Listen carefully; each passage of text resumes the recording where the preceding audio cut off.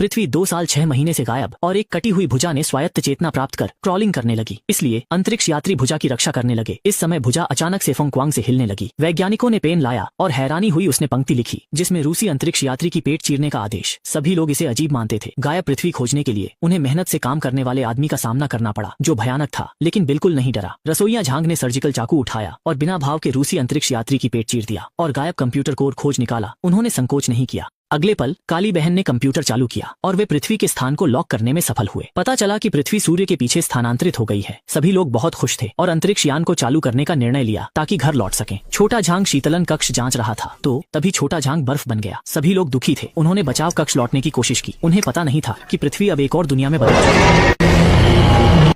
अद्वितीय संरचना है जिसे पहले कभी नहीं देखा गया। यह चमत्कार है। शायद लौटने का तरीका है।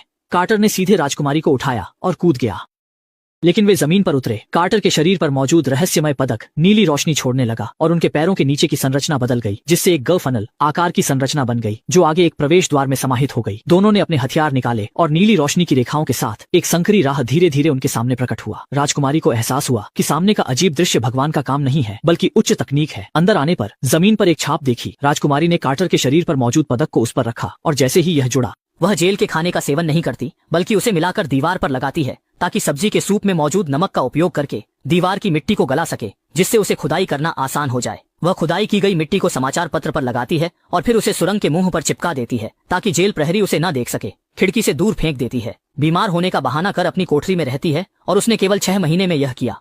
महिला भूख के मारे कंकाल रह गई थी लेकिन उसने 100 मीटर लंबी सुरंग खोद ली थी। जैसे ही जेल के उत्सव का समय आएगा वह यहाँ से भागने में सक्षम होगी क्योंकि उस दिन मेयर अपनी छोटी सचिव के साथ आएंगे। तब कोई भी उसकी उपस्थिति पर ध्यान नहीं देगा। जब उत्सव का समय आया तो जेल प्रहरी ने महिला को खाना देने के लिए जेल में प्रवेश किया लेकिन पाया कि कक्ष पहले से ही खाली था। उसने तुरंत अलार्म बजाया जिससे सभी कैदियों को तुरंत अपने कक्ष में लौटने का आदेश दिया गया लेकिन महिला का कोई पता नहीं चला। गुस्से में जेल अधीक्षक ने अपने हाथ में रखी चीज को दीवार पर फेंक दिया और उसे एक गहरे काले सुरंग का पता चला। उसे लगा कि महिला इसी जगह से भागी है लेकिन जब मामले की जांच करने आए जासूस सुरंग में प्रवेश किया तो उसे पता चला कि इस सुरंग का कोई चुकू नहीं है। महिला जेल से कैसे भागी? उसने जो सुरंग खोदी है उसका असली उद्देश्य क्या है?